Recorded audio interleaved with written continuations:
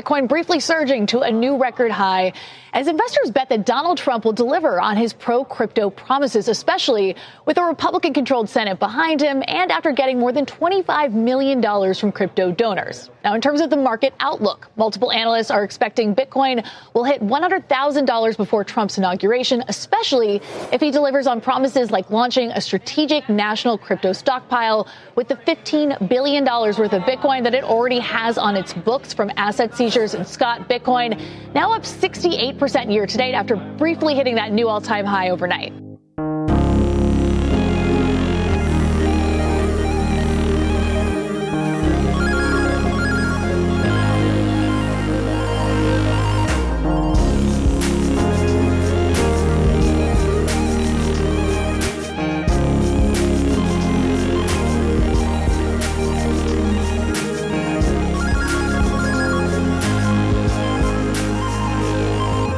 Welcome into episode 34 of This Week in Bitcoin.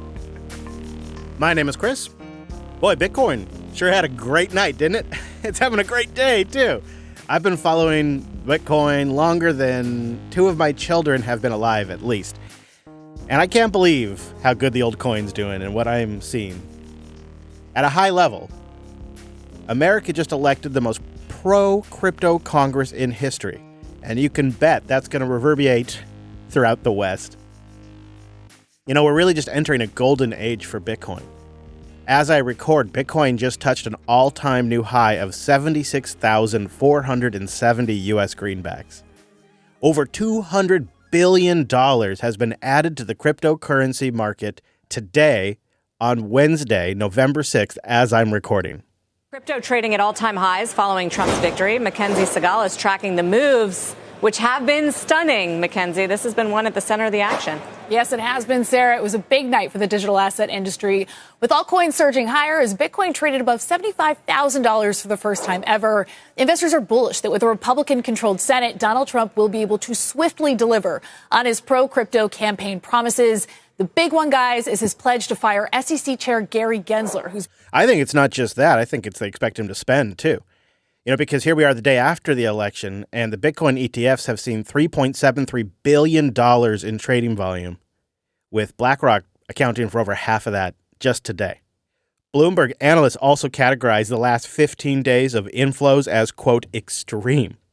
The market likes the coin, and they're hedging against debasement, and also now they expect a pro-regulatory environment. And that's kind of wild. If you just rewind the clock, 2 years?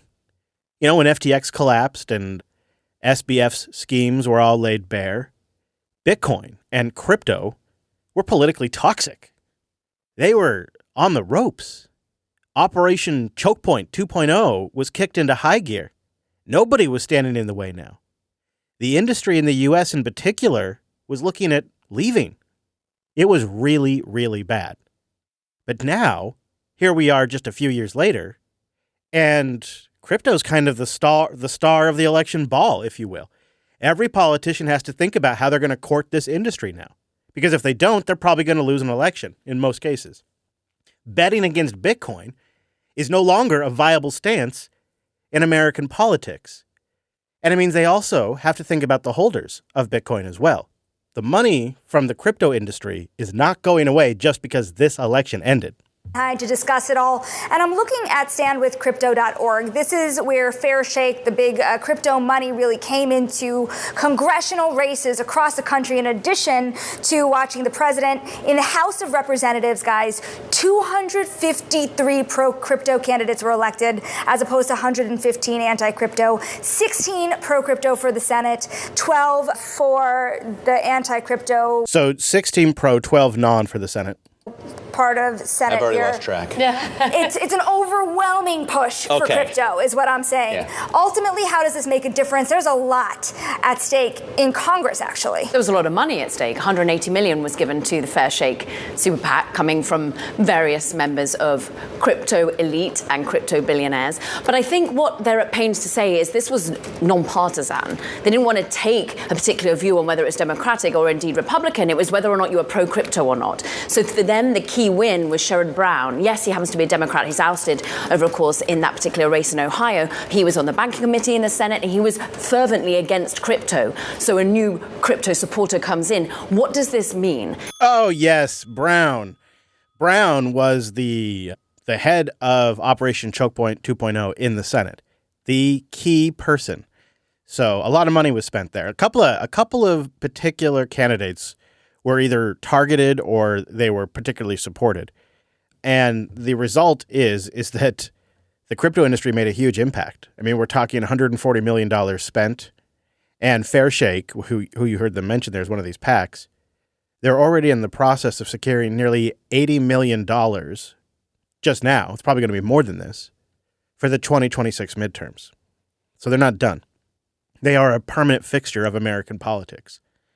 They're a creation of the regulatory crackdown. They created a monster that's now funding candidates that are attacking the position, the incumbents.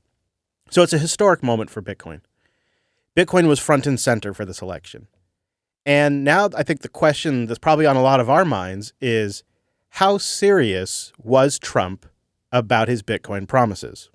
Take a look at crypto this morning. We have already a few times here with us now, getting after it relentlessly, right? Anthony Pompliano, founder and CEO of Professional Capital Management. And you're always in a positive mood. Even though crypto is not always positive, it is this morning. You expect more new highs on Bitcoin. I mean, new all-time high. Satoshi couldn't have written a better script, having it hit a new all-time high on the night of the election. And I think one of the most important things is we have the first Bitcoin president. President Trump ran on a campaign point that he was going to protect Bitcoin. He was going to create a Bitcoin strategic reserve. And I think that you saw Bitcoin's price kind of reflect having somebody who was so pro-Bitcoin win the White House. So relatively, it's not that recent, I guess. But so you think this is the real Donald Trump on Bitcoin that he's been for the last, how long, a year and a half? I think that he's surrounded by enough people who really understand this. You know, people like Bitcoin Magazine CEO David Bailey, many others who have really spent the time with him. I think this is the most likely best case scenario is Bitcoin Magazine CEO Vivek. I think RFK Jr. also is a Bitcoiner as well. I think Vance has shown records that he owns a good amount of Bitcoin. So I guess the hope would be that the people around Trump will encourage positive Bitcoin policy. And one of the interesting things is whether he believes in Bitcoin or not is almost a moot point. Is what is he going to do? And if he's going to protect it and not be abrasive, that's a win. But if he also creates the Bitcoin Strategic Reserve, I think that'll be a huge tailwind, and it'll kick off this global game theory, right? If the United States starts to lean in and welcome Bitcoin and say, hey, this is an asset that we want on our balance sheet, other countries are going to have to respond. Yeah, especially when you consider that they want to add 5% of the total supply after 5 years for the Bitcoin Strategic Reserve. And the ETFs are nearly at 1% now or something like that. And you've got Satoshi's stash, which is about 1%. And you've got Saylor, who's trying to buy up like 1%. And then you've got nation states that are going to start mining and stacking. It really does start to compound pretty quickly. And the interesting thing about Bitcoin is that it's been a bottoms-up adoption story. Individuals adopted it first. Now we see corporations and financial institutions. But the central banks are some of the biggest buyers of gold. Gold is up huge. And so if central banks start to buy Bitcoin and put it in their reserves, that would be a massive tailwind for Bitcoin. Now, if you will just, I guess, let me indulge for a moment, I'm going to activate the time machine. We go back in time to Bitcoin Nashville 2024.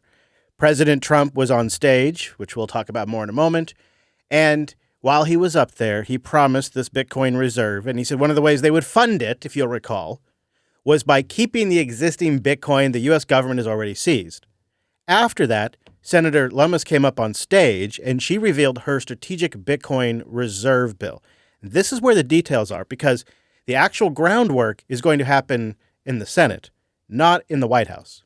We'll start with the 210,000 Bitcoin that President Trump just mentioned and pull it into a reserve stored in geographically diverse vaults. And that's only the beginning. Over 5 years, the United States will assemble 1 million Bitcoin, 5% of the world's supply.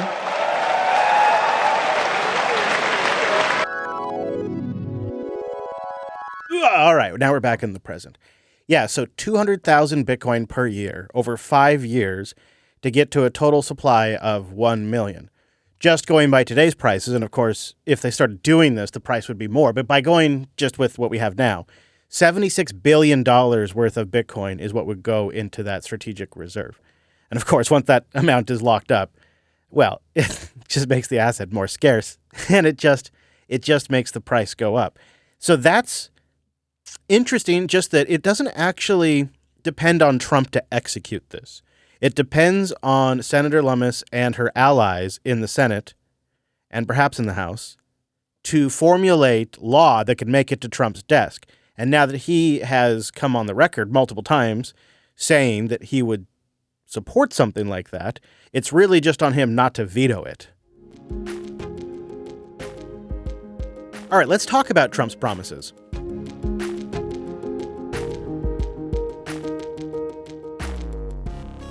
Altcoin Daily put together a supercut, which I'll link to in the show notes, of every promise Trump made back to back to back, cutting out all of the weave, and also covers when he was speaking to libertarians and when he was at Nashville 2024. And so I'm going to play this for you, and then we'll recap every promise he made, and then we can keep track and see if he actually delivers. So here is the Supercut. Hello, Bitcoiners. On day one, I will fire Gary Gensler. I will appoint a new SEC chairman who believes America should build the future, not block the future. Upon taking office, I will immediately appoint a Bitcoin and crypto presidential advisory council. Their task will be to design transparent regulatory guidance for the benefit of the entire industry, and they will get it done in 100 days. As part of our effort to provide regulatory clarity, we will create a framework to enable the safe and responsible expansion of stable coins. I will ensure that the future of crypto and the future of Bitcoin will be made in the USA, not driven overseas. I will support the right to self-custody. I will keep Elizabeth Warren and her goons away from your Bitcoin. It will be the policy of my administration, United States of America, to keep 100% of all the Bitcoin the U.S. government currently holds or acquires into the future. This will serve in effect as the core of the strategic national Bitcoin stockpile. Today, I repeat my pledge to commute the sentence of Ross Ulbricht to a sentence of time served. Yeah, that's supposed to happen on day one. Allow the creation of a central bank digital currency. Ah, yes, and no CBDC. It's going to the moon, as we say. It's going to the moon. I want America to be the nation that leads the way, and that's what's going to happen. All right, so let's go over these. So by my count, depending on which ones you count, it's roughly 9 promises he's made to the Bitcoin community. Number 1. Fire Gary Gensler on day 1. All right. That's not a big one for me, but it clearly is one for a lot of people. Number 2, appoint a new FCC chairman that is pro-crypto. Yeah, it's a whole administrative apparatus that kind of needs to be updated. Promise number 3, he will immediately appoint a Bitcoin crypto advisory council. Their industry guidance will be done in 100 days. Now, I don't know is this 1 promise or 2. I count it as 1 promise. Create a council, guidance in 100 days. But let's keep an eye on that. So that's the first 3. Number 4, he will create a responsible regulatory framework for stable coins. I think this is a no-brainer. When you look at what a massive customer Tether is turning into for U.S. government debt, they're incentivized to work with stablecoins. So that happens regardless of what Trump wants. He says he will support the right to self-custody. I would imagine that looks like in the form of vetoing any bills that come across his desk that say otherwise.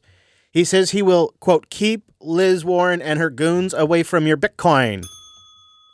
All right. Number 5, I think. What are we on now? 1, 2, 3, 4, 5, 6. All right. So here's number 7. Trump admin policy will keep 100% of the Bitcoin the government holds. They will use that as the core of the strategic national Bitcoin stockpile. I'm counting that as 1 promise. Number 8, he will commute the sentence of Ross Ulbricht from Silk Road. And number 9 or 10, depending on how you're counting these, he will never allow a CBDC. So I say let's keep track of these promises. And I say that meaning you and me. I could use your help as you see news comes up or something that maybe matches any of these promises, fail or success. Boost in and let me know. And I will keep a running list of promises met and promises missed. Some of this stuff he needs to do right away, really. He says he wants to do it in the first 100 days, some of this. Well, we will see. There's a lot that they say they want to do in the first 100 days, but they don't always get it all done, do they?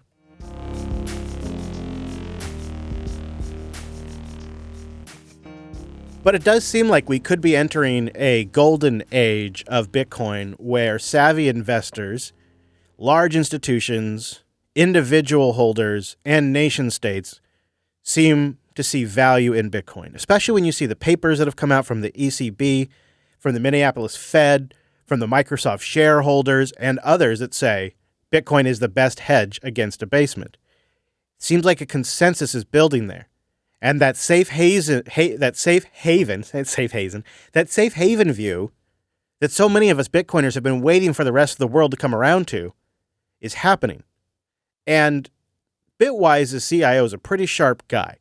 And this morning, he released 3 immediate reactions to the election and what they mean for Bitcoin and crypto. And I will leave it to you to watch the other 2, but I cut the first one for you, and you can find the rest in the show notes. The first big thing is we are entering the golden age of crypto. For the last 4 and indeed the last 8 years, crypto has been operating with 1 or maybe 2 arms tied behind its back. It's faced aggressive persecution from the SEC, multiple lawsuits, and a regulatory cloud that kept mainstream out of crypto. That is going to be washed away, in my expectation, in the first 100 days of the new administration. And we're going to get a fair, balanced playing field where we'll see what crypto can do. That will mean stablecoin legislation, it'll be market clarity legislation, and most importantly, it will remove the cloud hanging over crypto and allow institutional investors to evaluate it for what it is. From my perspective, that's going to be more flows and more adoption and a strong bull market for years to come. A bull market for years to come. Wow, that is very bullish. And I can kind of see some of the setup because I don't think we should expect the debt to go away. The government spending isn't going to stop. There's still troubled waters out there. In the market itself, the delinquency rate on commercial mortgage-backed securities for offices spiked to 9.4% in October. That is the highest in 11 years. Delinquencies are officially rising at the pace only seen after the 2008 financial crisis. There are aspects that are still extremely soft out there. The government still has massive spending. When you consider the entitlement programs, defense, and just the interest on the debt that we have on the table right now, even if Elon and buddies eliminated 50% of all the other spending in the government, annual deficits would still exceed $1 trillion. Plus, you have all these categories they can't cut. All these things like entitlements that people are due and owed that they can't cut. And their cost will exceed the taxable income of the people. So deficits will continue to soar even if they cut half of the spending. If they don't touch defense and entitlements and that debt, it doesn't really change the fundamentals. It'd be an improvement. And then if you could combine that with some kind of radical growth, you might be all right. I don't know. I'd like to see it tried. But this isn't how the world should work. I see my friends all around the world on the edge of their seats watching the U.S. presidential election. The whole world shouldn't hinge on who wins the White House every 4 years. And your family's generational wealth should not hinge on who is the president of the United States, especially when you don't live in the United States. Bitcoin will fix this, but it's still early in the adoption curve. I don't know if it'll fix it in our lifetime. It could. It may just be a tremendous store of value that saves you from debasement, which would be incredible. It may just be a monetary means that you can exchange amongst anybody you want with no one in between you. It may just be one of the coolest technologies of our lifetimes, and that would be great. I think it's going to take a while before Bitcoin fixes when one person lives in the White House, it affects the value of your life savings. It will get there. It will get there, but I just don't know if it'll get there in our lifetime because my gut tells me humans will try everything else first, and then they will figure out what they have to do. That's just my gut on it. But I am so excited to get to watch this phase. This truly is history in the making for Bitcoin. And people will look back and be a little bit jealous of our generation. They may have a higher value Bitcoin, but they weren't here when the ride just took off.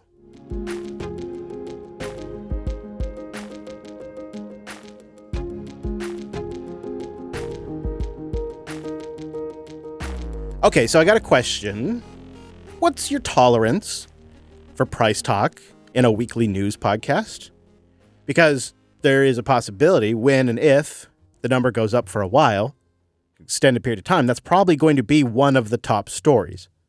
And I mean, I don't particularly like talking price because I think nobody should be getting Bitcoin and expecting a return in a week. I just think that's crazy. I mean, there may be periods of time where that happens, but that shouldn't be the expectation. So I don't like encouraging this constant price speculative talk, but there is also moments of time where we are watching an asset get monetized, and that is going to be the story. So what's your tolerance for price talk? Boost in and let me know. I'll use that to try to kind of, basically get the right balance on the whole thing.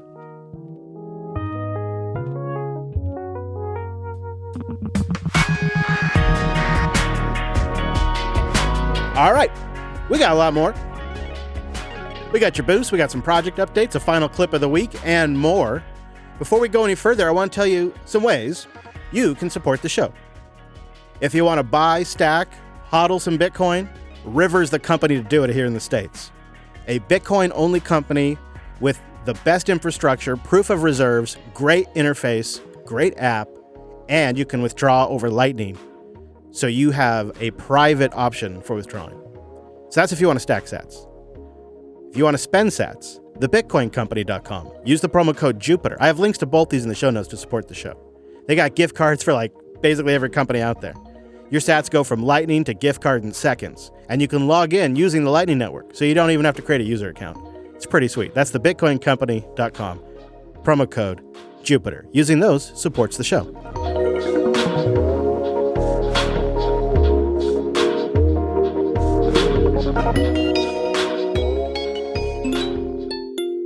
And we do have some boosts this week. Thank you, everybody who sends them in. And our baller booster is Verbal Shadow.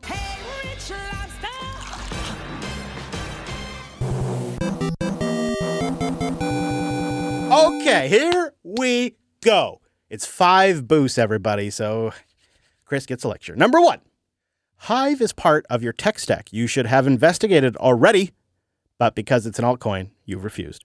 This is number 2. Podping is not possible on Bitcoin or any chain that has transaction fees. Fees would kill the project. And number 3, Hive is a freedom of speech enabling named accounts. No need to buy, just earn. None of the VC permissionless BS chain or permissioned pre-mined chain. Number 4, it does one thing on L1, store text data, whether it's coin transactions or Podping data. All smart contracts are on layer 2. And number 5, the last one, Hive is the only blockchain to successfully fight off a hostile takeover. Stop holding off on learning about Hive. So this is an interesting perspective because it's obviously from somebody who cares a lot about the technology. Verbal Shadow clearly cares about it. And I've been here too with Bitcoin. It's like, how do you not take the time to learn about this? Stop being lazy and go learn about this. But if Hive were to be successful, like at massive scale, or any blockchain technology, like I think about how you're going to watch Wall Street just go so degen over RWAs, real world assets. They're going to be trading real estate and whatnot on a blockchain. And do you think any of those traders are going to have any idea how that blockchain works? No. I think when you actually see crypto get implemented, it'll be much like how you saw Linux get adopted. You got millions of users walking around with Android phones, Linux in their pocket. They have no idea how Linux works. They don't even know it has Linux in it. So if you want Hive adopted and used, you're going to also have to then accept that there's going to be users who end up using an implementation of something they're not even aware is there. Just like most podcasting 2.0 users don't know there's a Hive blockchain for the pod pings. Now, I actually was pretty skeptical of using something like Lightning. I think you heard me say that. I still haven't heard anybody say you couldn't do it over something like Nostr. I mean, that's how we pass around live chat. It's a JSON blob. So I wonder about that. I would love to know more about fighting off a hostile takeover, and I also would love to know why I should. I've tried to look up Hive, and I find other stuff. It seems like there's a lot of namespace collision, and that also kind of put me off because I couldn't tell if I was reading about the right Hive or not. So it's a tricky thing to get people to go care about, a messaging bus, essentially. But I follow that there could be something interesting there. But I mostly do not find other cryptocurrencies interesting because I'm not planning to try to hodl them to earn revenue and to store value. And today I transact in sats or USD, and I kind of have that use case solved. So I haven't really had a need for like Monero, or I haven't really had a need for Hive beyond its implementation as a message bus for passing around episode releases. But I appreciate the boost, Verbal Shadow, and thank you for being our baller this week. Bitcoiny97 came in with 50,000 sats. I hoard that which your kind covets. Definitely discuss politics, as it is relevant to Bitcoin. By the time you're making your next episode, my guess is that the election will have a clear outcome. Yep, you're right about that. A good episode topic would be giving your analysis on what the victory means for Bitcoin based on the information and the events we have. Well, I hope I did that. He says, also, I'm boosting again. This is earlier today. Boosting to give you a leave. I'm too anon to share myself. Trump is the number one man right now. Oh, Howard Lutnick. We're going to get to him. Oh, interesting. Okay, I'm not reading this now because I don't want to spoil what my clip I'm going to play later. Fascinating. All right, so Bitcoiny97 is telling me to look into somebody who I'm going to play as our final clip of the week in a little bit in the show. Yeah. He says, I'd love to hear your analysis on it. All right, we'll stand by. And thank you for the boost. Thank you, Bitcoiny. Open Source Accountant is here with 3,500 sats. I think Bitcoin adoption will fall somewhere between the model created by video games and its adoption and the model created by cell phone adoption. It will be ridiculed and lobbyists will try to get it legislated against, just like they have with video games. But as more professional utilities adopted, people will feel like they are behind the curve, like you had with cell phone adoption. Both went from something used as a punchline of jokes to the biggest markets in the world. Bitcoin will be the third leg of that stool. Open source accounting, I feel like it's happening right now. And I remember, probably some of you listening remember, when beepers were only for drug dealers and cell phones were only for drug dealers or doctors. And as a kid who had a cell phone, because I was a techie, my teachers at school thought I was a drug dealer. They actually thought I did drugs. And I dealed drugs because I had a cell phone. And before that, I had a beeper. But that was really just so the ladies could get a hold of me. You know what I'm saying, Open Source Accountant? Thank you for the boost. Appreciate it. Mix comes in with 5,000 sats. That's a Jar Jar boost. You suppose. Says thanks for the show. Well, thank you for the value. Appreciate that. Odyssey Westra's back with a bushel of ducks. This old duck still got it. It's a McDuck, I'm going to say. 4,222 sats. I finally got my account made with River. The KYC process wasn't too painful. I had issues in the past due to my address. Yeah, I get mixed reports on River's KYC process. You know what I mean? So I'm glad you had a good experience. He said I did have to complete some banking stuff before I could start buying the Bitcoin. I might do the savings account that River has going, but I have my reservations. Also, I had a bad week with my Fountain wallet locking up due to a transaction. I'm realizing that I need to self-host my Lightning wallet with something like Alby. Either way, still loving the show. Look forward to learning from you. Well, thank you, Odyssey. It's nice to hear from you. And Alby Hub's pretty great. I wonder if there might be a way, if people know how to generate an invite, boost in, because I would hand out a few invites to help people get started with their Alby Hub setup. Sorry to hear about Fountain issues. I heard somebody also was having streaming issues with Fountain. I have not had any problems on iOS or on Android recently with Fountain, but I really appreciate those reports because it helps me keep an eye when things look down or something isn't quite right, or when I talk to the Fountain team. It is really nice to know that stuff. Nice to hear from you, Odyssey. Oppie 1984 is here with 16,000 sats. In honor of the wharf sounder, today is a great day to die. Do I have a wharf? I don't think I have how do I not have a great day to die? I have Tough Little Ship. Tough little ship. little. So there's some more for you. Kapla! I don't know if I guess if I should get a better one, huh? But that's not possible. Nothing can do that. Well, I could if I tried hard enough. Bit Cryptic's here with... Oh, nope. Before we get to Bit Cryptic, I'm sorry. Chaka's here with 10,000 sats. I told you not to practice kiss the living room pillow. The dog sleeps on it. And he says, so you have not enough boosts in the previous weeks. Let's correct that. I really like your breakdowns. Keep it up. Well, thank you, Chaka. Shaka. I say your name with respect to. I hope I got it right. No? Oh. All right. Now, Bit Cryptic's here with 4,096 sats. Oh, this is Cajun Spice. I feel like it's time to add some sound bites for binary boosts. Okay. You got any recommendations? I will take it. I probably don't have much. I need like some computer kind of crunching kind of sound effect. You know, like a classic computer working sound. Maybe like, there you go. It's kind of a crunching sound, right? It's kind of an obnoxious, though. Fascinating. Yeah, sorry about that. Good suggestion, though. I'm always down for some links, too. Even if it's to like a YouTube video with a time code, I don't care. I'd love to freshen up the soundboard. Jordan Bravo's here with 8,192 sats. Analysis mode, password 80085. Money's tight these days, but your show always brings joy. Keep up the great work and have some of my sats. Jordan, I get that. I definitely get that. I know. And the show's relentless. It keeps on going. It's a tricky thing. I think it's a balance, and I'm always looking to try to add as much value to the show as possible to make it worth your support. Thank you, sir. PC Nolref comes in with 5,000 sats. You're supposed. Here in Canada, I've been using ShakePay to accumulate some sats. It's similar to Crypto.com. It has a Visa debit card that gives you sats for my purchases. And also there's a squad concept where you can get some extra sats for what for your squad buys. Yeah, okay. Yeah, Cash App has something like that with boosts. On top of that, you can round out your purchases to buy sats. Once I hit my magical number, or Jar Jar tells me, I send it to my hardware wallet.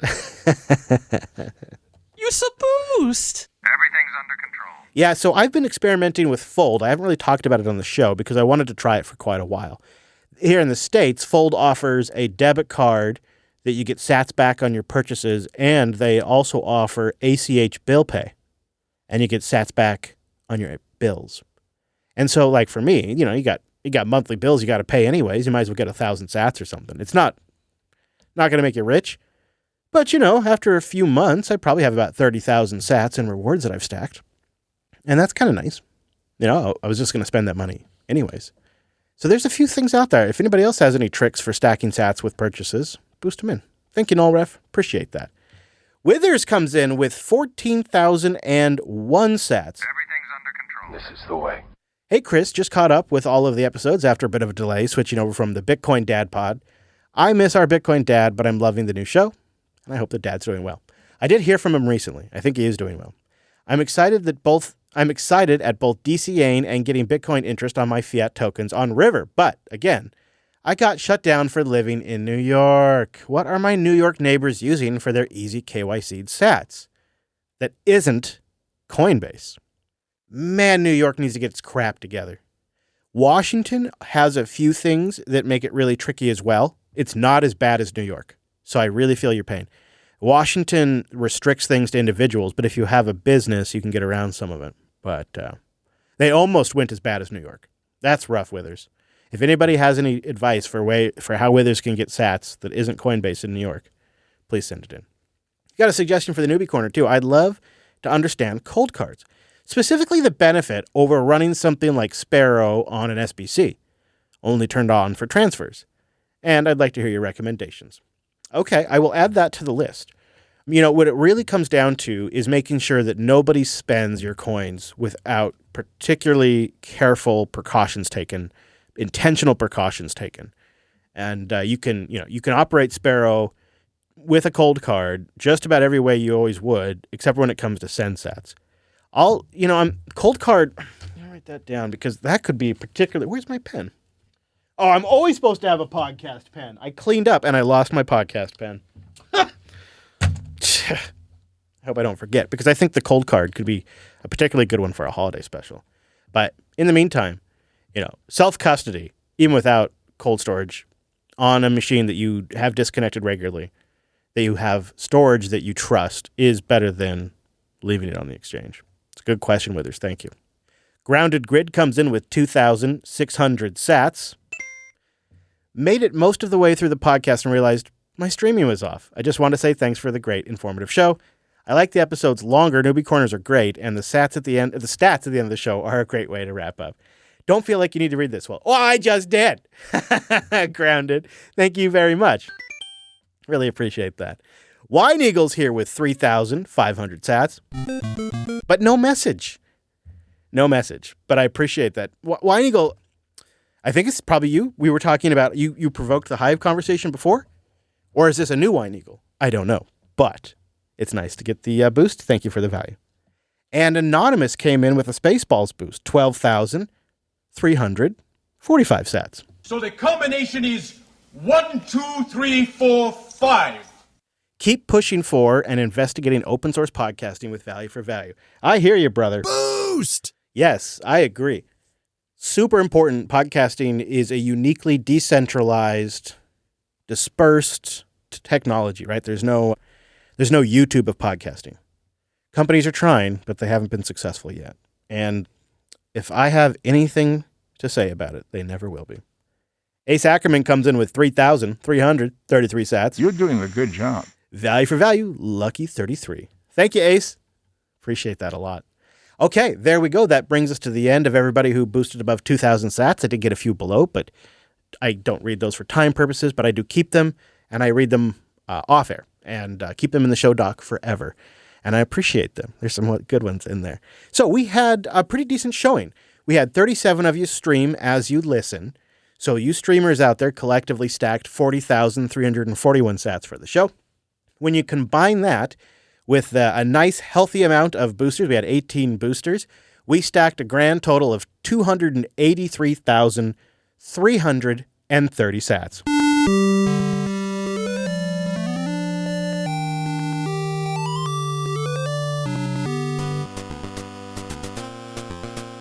Thank you, everybody. I know it's a crazy time with the election and the price fluctuations. The show continues on, and it may be moving into a whole new phase. Your support means more than ever. If you'd like to participate, get a new podcast app at podcastapps.com, fountain.fm, Cast-O-Matic, Podcast Guru, and many more. Newpodcastapps.com. You can boost in with one of those. And thank you so much for participating. It's like I know I say this, but it really is my favorite part of the show because there's just always stuff in there I don't expect and stuff I wouldn't plan for, stuff I wouldn't even remember because I have the worst memory ever, So it's really nice to get in there and actually have a conversation that goes beyond just the one episode that I remember things. Please feel free to continue to follow up and boost from previous episodes to keep conversations going. I absolutely love that part of the boost. All right, moving right along.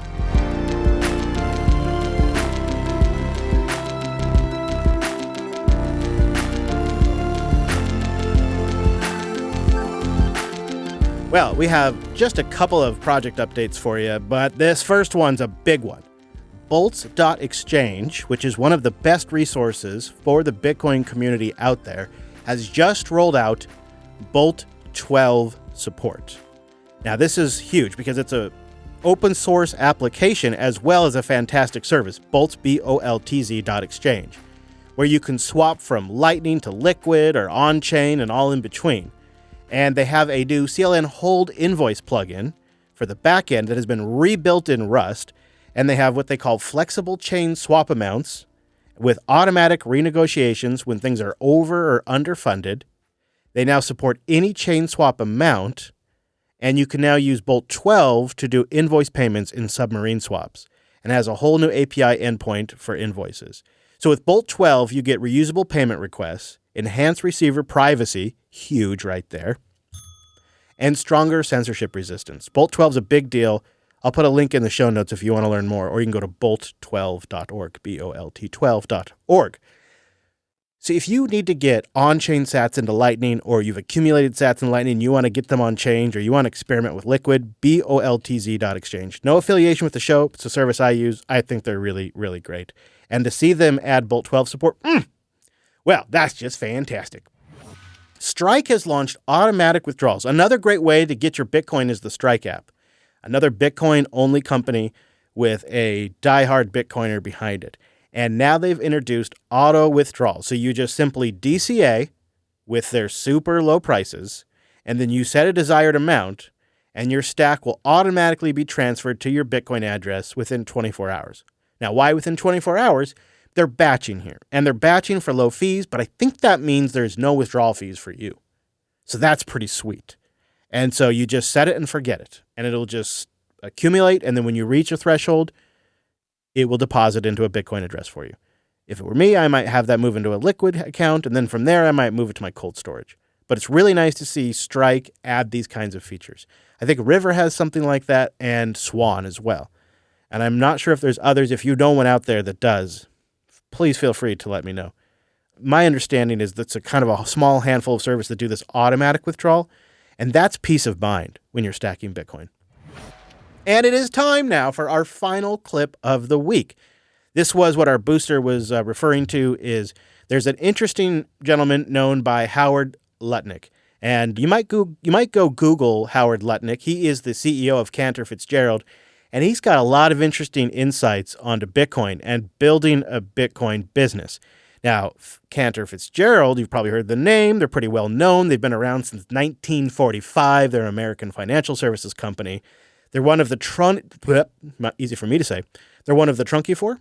They're one of the 24 primary dealers that are authorized to trade U.S. government securities with the Federal Reserve Bank of New York. And they have around 12,000 employees.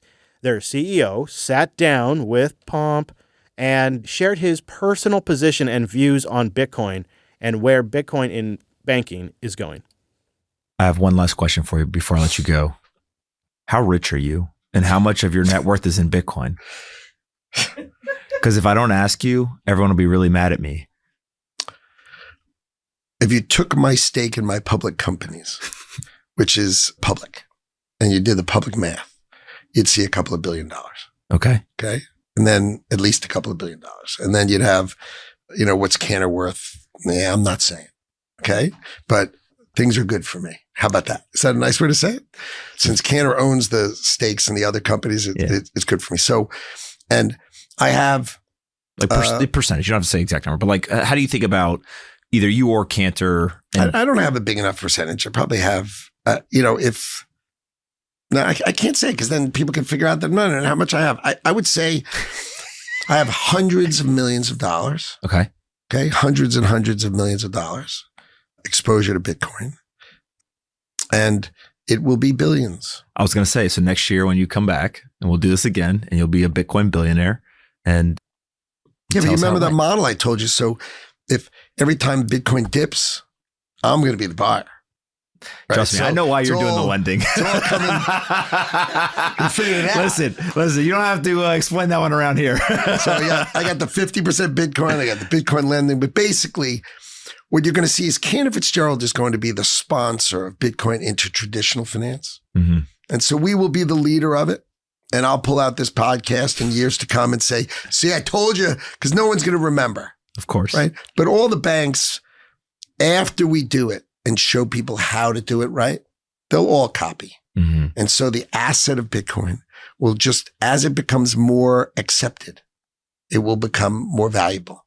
And the whole Bitcoin nation should just call it a commodity, never a currency.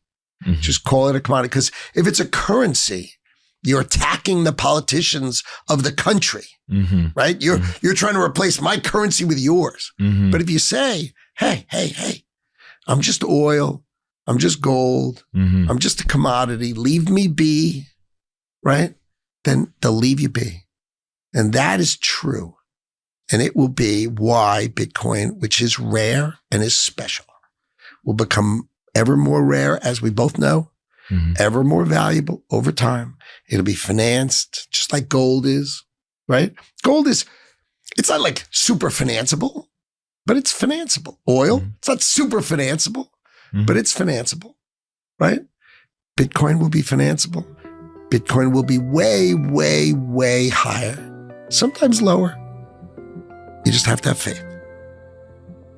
Ladies and gentlemen, Howard Lutnick.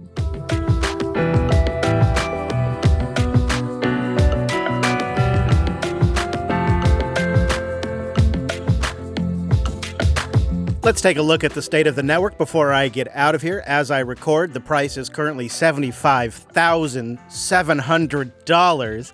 That is 1,321 sats per US dollar. The price is up 4.6% since the last episode. We're down just 1% from our all-time high. Our all-time high, by the way, was 0 days ago. November 6th, 2024. It's been a while since I've said that. I mean, I've been looking at this chart. We made it almost 230 days? Maybe more than that. Going sideways. Pretty incredible.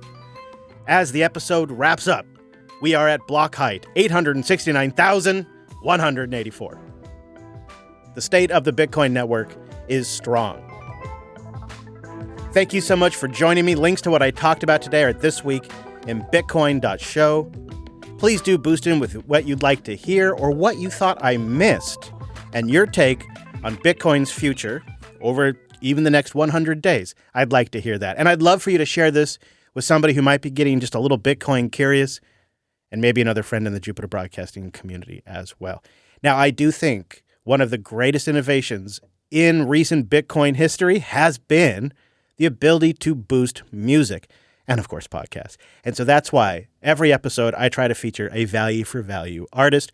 If you boost in while the track is playing, 90% of your sats go to the artist.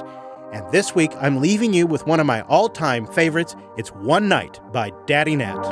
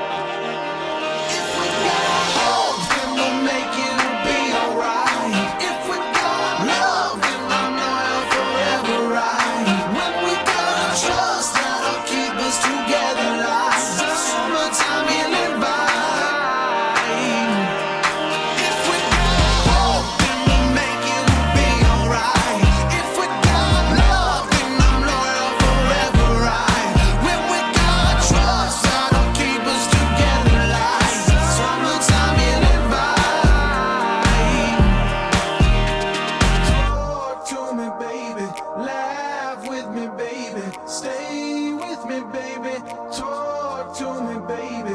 Talk to me, baby. Talk to me, baby.